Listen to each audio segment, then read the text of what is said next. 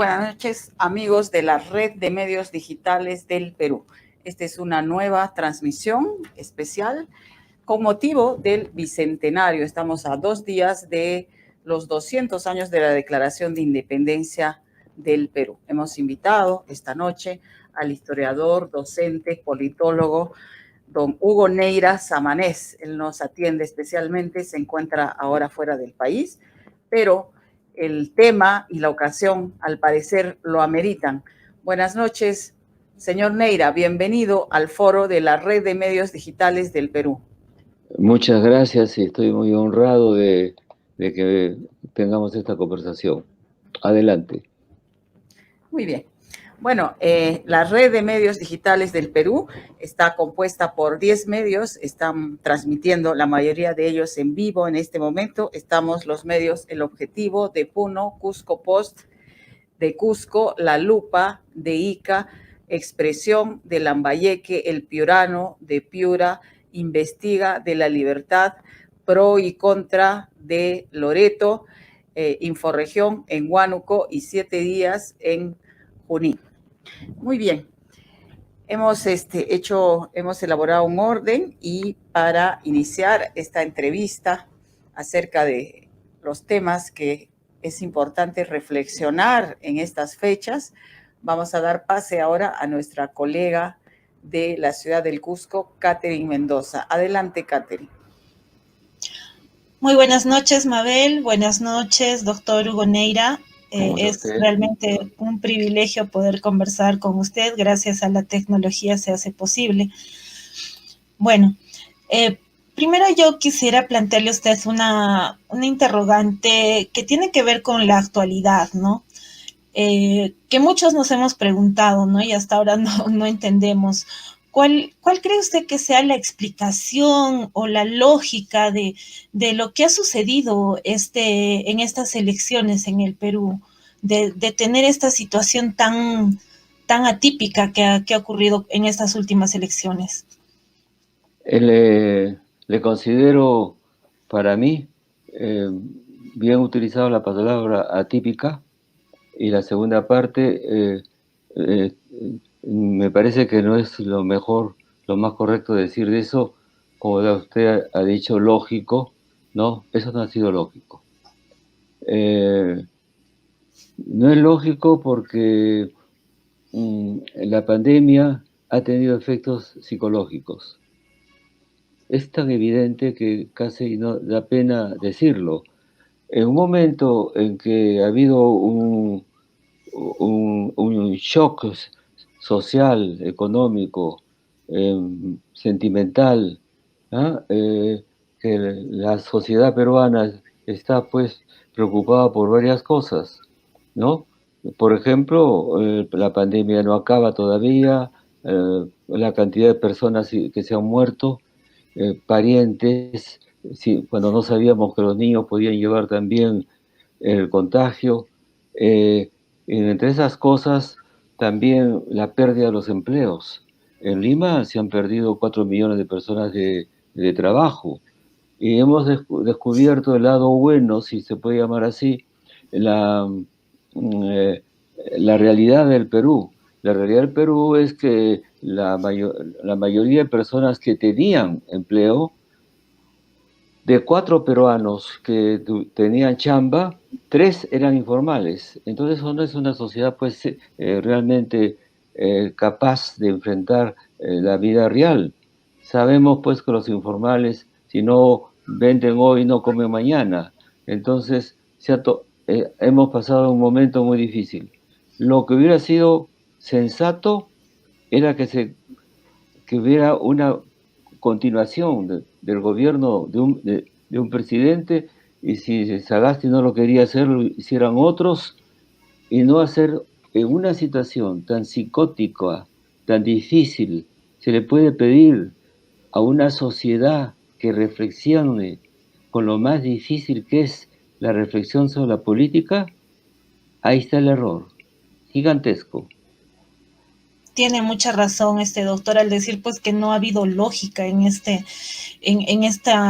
coyuntura nacional, pero Tal vez usted consideraría que la victoria de Pedro Castillo, por muy poco, pero al final ganó, cree que es porque estos grupos olvidados, porque los que le han dado la victoria son los grupos, las poblaciones más olvidadas, las rurales, que están más olvidadas por el Estado y también pues olvidadas por la misma corrupción, ¿no?, que hay dentro de las mismas regiones. ¿Cree que ellos han visto en Castillo un líder que va a mejorar sus economías justamente afectadas por la pandemia? ¿O es que cansados de toda esta situación, ellos han visto tal vez en Castillo una persona que va a reivindicar sus derechos, que va a ser su voz, que por fin todos sus derechos olvidados van a ser reivindicados ahora? ¿Cuál cree usted que haya podido ser? En primer lugar, yo no creo nada en política. Es una palabra que no la uso. Pienso... ¿Qué opina? ¿Qué piensa? No es religión de la que estamos hablando. Estamos hablando de algo muy difícil, que es el mundo político. Yo le voy a contestar, pero esto no es nuevo, ¿ah? Esto no es nuevo. Hay un libro de Flores Galindo del año 80 y se llama Tiempo de Plagas. Y hace 20 años antes que acabara el siglo, ya estábamos en problemas. Este es un viejo problema de a partir de los años 90. Entonces, este es un país, para decirlo rápidamente, muy paradójico. Por un lado, voy a decir así, por un lado, el Perú se ha modificado y de alguna manera se ha aproximado a la modernidad. ¿En qué sentido? Han tenido durante 20 años elecciones sin interrupción.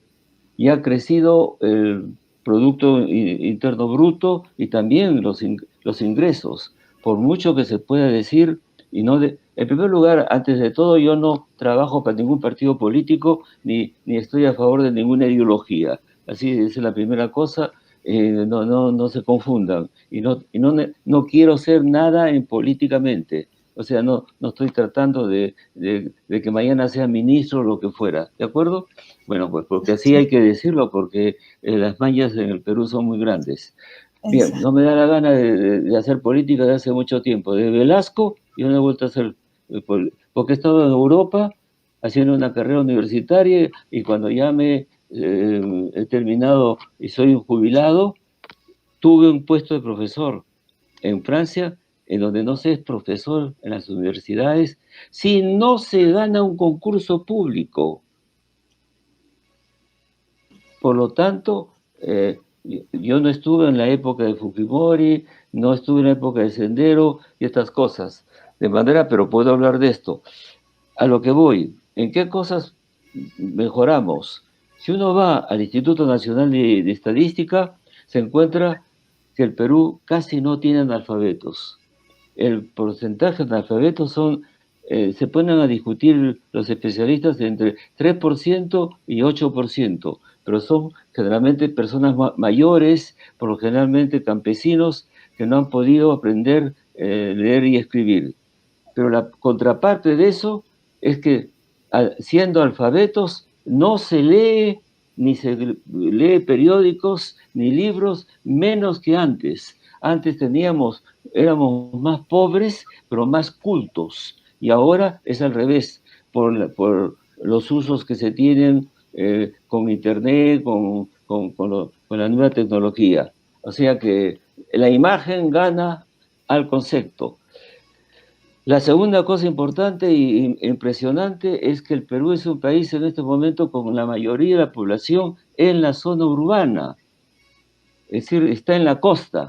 Por primera vez en nuestros 4.000 años, las cuencas de la sierra no son el lugar donde están los peruanos, sino en minoría. Hay una gran minoría rural, lo cual también significa que no hay un proceso económico en el campo rural y por eso también ha habido la migración que ha sido el gran fenómeno social de los últimos años, ¿no es cierto? Tiene una cosa buena y una mala, porque quiere decir que un campesino quiere decir, voy a la modernidad, que de repente resulta que simplemente la modernidad puede ser que pues, estoy con un dolor de muelas, tengo un dentista en un barrio de Lima o de Arequipa, pero en la sierra, ¿cuándo consigue usted un apoyo de tipo para su salud? O sea que la gente...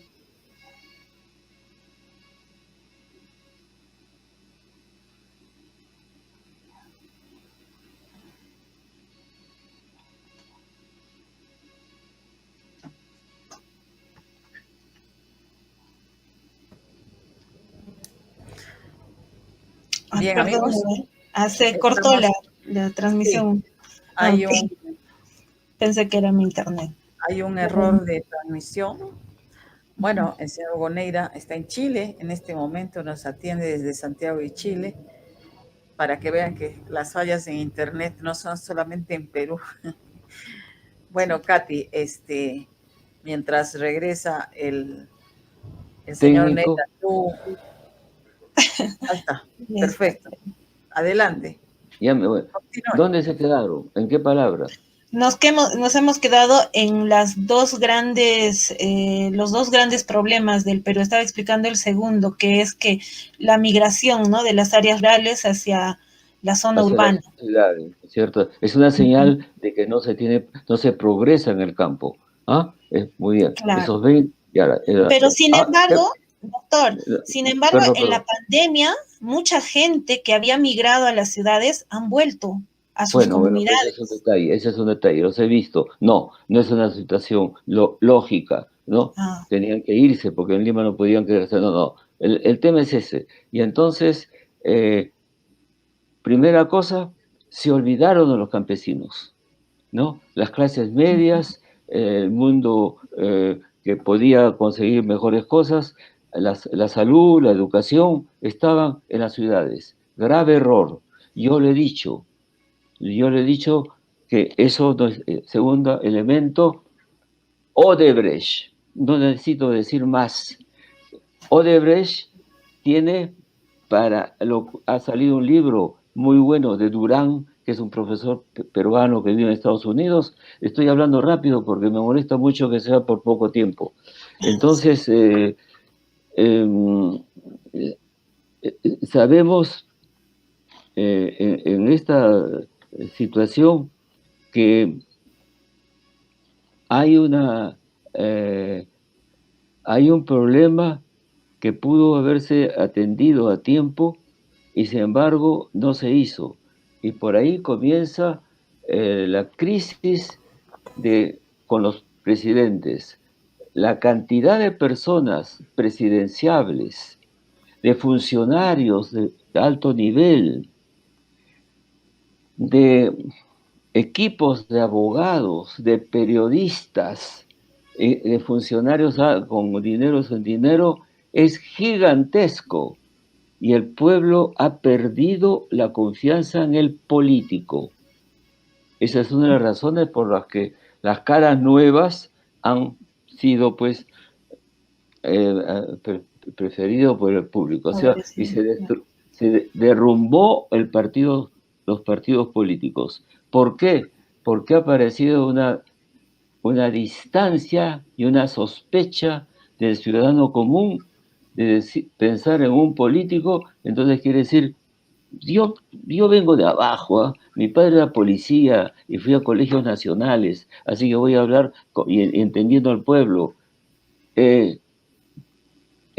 No va a ser político, sino va a hacer plata. La palabra política acaba con todo.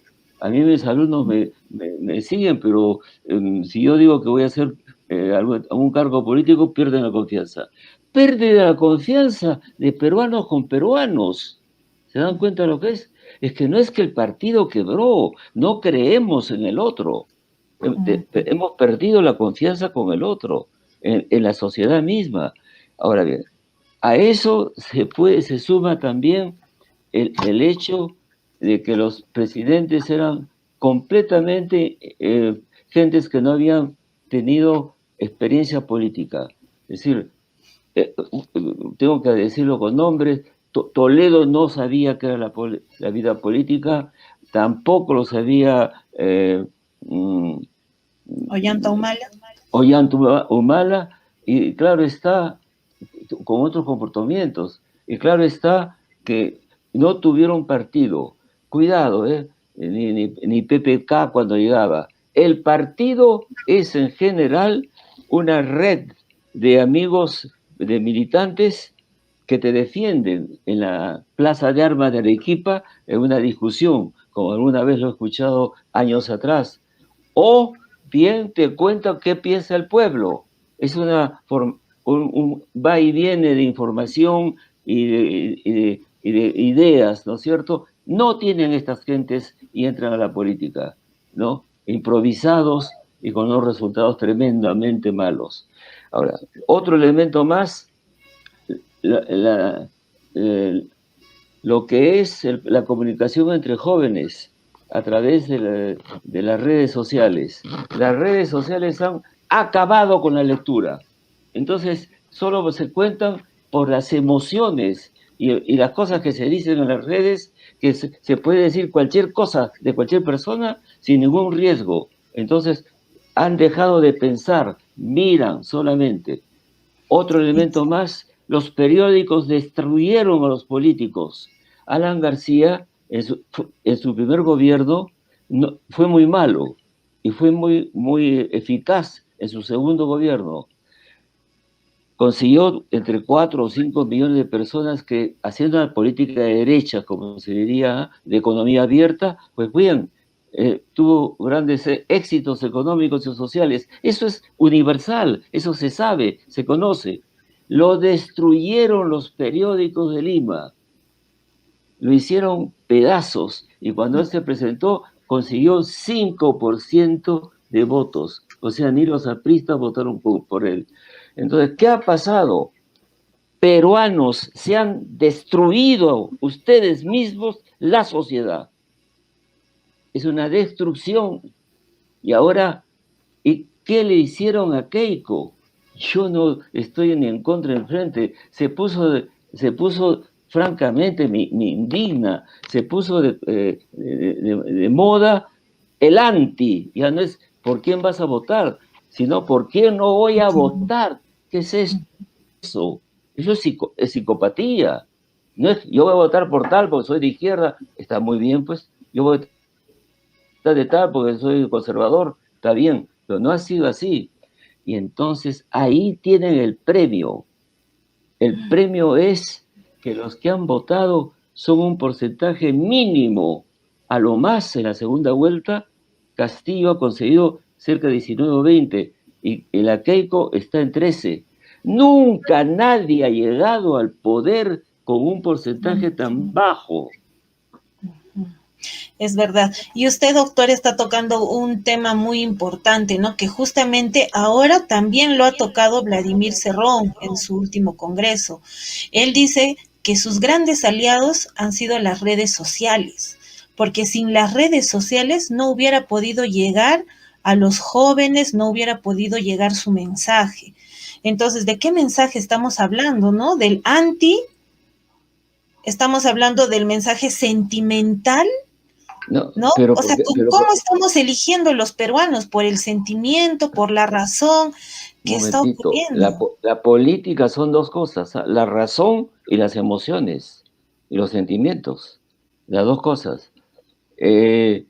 Yo lo que pienso es que ha sido una situación muy extraña en la que se ha llegado a una situación en que si ganaba Keiko, que no lo creo que lo hubiera podido hacer, pues hubiera sido la mitad de la sociedad en contra de ella. Y hoy día la mayoría de la población está con una actitud más bien francamente distante, ¿eh? O sea que es muy difícil en este momento manejar y gobernar en este país. Eso es lo que yo pienso en este momento. Grave, pérdida de confianza. Y bueno, pregúnteme alguna otra cosa. Una última opinión para darle paso a mi otra colega, por favor. Justamente hablamos de la precarización de la educación, ¿no? Una educación que desde hace años ha cambiado, pero totalmente se ha desacomodado, diríamos, ¿no? Pero ahora la primera dama, la esposa de Pedro Castillo, ha dicho que va a traer a su familia a Lima, pero que va a mantener a su hija en un colegio nacional, ¿no? ¿Este es solo un gesto para usted o es una contradicción, ya que el esposo dice que la educación está pésima, pero la esposa dice no, tiene que seguir estando en un colegio? O sea, ¿de qué estamos hablando? ¿Tiene que seguir sometiendo a su propia hija a una mala educación? O sea, ¿cuál sería la explicación de este? A mí no los conozco, sé que es una familia muy bien formada, y me pone usted un aprieto, porque yo no quiero tener ni simpatías ni antipatías por el presidente. Quiero escucharlo, quiero ver qué ministros tiene, qué cosas hace. Y lo he dicho en mi artículo en el Montonero, que incluso escribí un poema por los dolores que tengo de cómo está pasando el Perú, cosa que yo no había, nadie sabe que yo también hacía poesía. Bueno, a lo que voy Pero es lo siguiente. ¿usted recomendaría que uno se matricule en un colegio estatal acá en Perú ahora, en este momento? A ver, habla usted con un blancote con familia Neira de gallegos, Samanés de Abancay, ¿no? Con padre policía y que no podía ponerlo en un colegio privado. Yo estudié en la gran unidad escolar Melitón Carvajal y pasé después a San Marcos tranquilamente. Y en el San Marcos de los años 60, tranquilamente después, cuando me llamaron de Europa, pude hacer los estudios que he hecho. Un momento, estoy indignado, fastidiado de cómo de los años 90 se hizo un acuerdo con el Banco Mundial para ayudar a la educación peruana en el primer gobierno, en el momento que estaba ya Fujimori. Y el precio, lo digo para todos los ciudadanos que pueden escuchar esto, el precio de eso es, del Banco Mundial, desaparecer todas las asignaturas humanistas. Hace 40 años que un joven peruano no escucha un curso de historia, un curso de gramática, de cómo se escribe, cómo se habla, de lógica. Desapareció todo eso. Yo estoy horrorizado de ese vacío mental que tienen ya gentes que tienen, otra vuelta, gentes que tienen ya ahora 40, 50 años, no han aprendido. Eso se aprende en la secundaria. Y entonces el Perú es el peor país de no de América Latina, del mundo, cuando vienen los exámenes de PISA, somos los peores, estamos a la cola del mundo, en los países más pobres. Entonces, ¿cuánto de eso tiene que ver con la política? ¿Cuánto de eso es fácil para manejar a las gentes con pequeñas frases y un poco de publicidad? ¿Por qué pasó? Fue la clase alta, blanca, que se asustó de que los hijos de los cholos que llegaban a Lima fueran a tener también la misma formación que sus hijos. Y entonces, ¿cuál fue el resultado? Que se hizo una separación. Han inventado una clase social que trabaja, pero no sabe pensar, no sabe razonar, porque los cursos eran para darnos, nos preguntaban. Les cuento, por ejemplo, me acuerdo mucho, la última vez del quinto año de media del Melitón Carvajal, el profesor Rubio, que se llamaba así, nos dice, yo les he explicado por qué razón hubo la independencia del Perú. ustedes van a decir las 4 razones por las cuales querían la independencia. Tomen una de ellas y diga usted en su papel por qué está de acuerdo con ese punto. Y eran pues las 4. Había fallado la rebelión de Túpac Amaru, habían llegado los Borbones que hacían pagar más impuestos, se había llevado ya el puerto, ya no era el Callao, sino Buenos Aires, y por último, de estos elementos, había pues el exceso del trabajo de los indígenas en las minas. ¿Cuál era la 4? Y que venía la revolución con Bolívar o con San Martín. Haga usted una pregunta así hoy día en el Perú. Haga una pregunta así. Es complicado no sabe ahora. reflexionar con un punto. Sí, realmente nos han entrenado para trabajar con unas preguntas pues multirespuesta, memorísticas, y lo más ilógico es que el alumno que empieza a razonar, a debatir en el aula, es invalidado muchas veces. Le dicen, no, tienes que aprender lo que se te está enseñando. Es lamentable, doctor, podríamos hablar mucho más tiempo, pero tengo que darle paso a mi otra colega. Muchísimas gracias por sus respuestas estamos de acuerdo que ojalá, ¿sabe qué? Una cosa, ojalá estudie un niño en el Colegio Nacional, porque ahí aprendí yo que había en el Perú negros, cholos, chinos, judíos, de todo. Ahí me hice peruano demócrata. Ojalá que los blancos pongan a sus hijos en los colegios nacionales. Y ojalá que la educación deje de ser un negocio también. Por favor, absolutamente. País que yo he pasado la vida viviendo en otros países, país que no forma gente inteligente, está perdido. Está perdido. No saldremos nunca de su desarrollo. Okay. Muchísimas gracias, doctora. La educación es fundamental. Tan fundamental que yo a la edad que tengo sigo estudiando.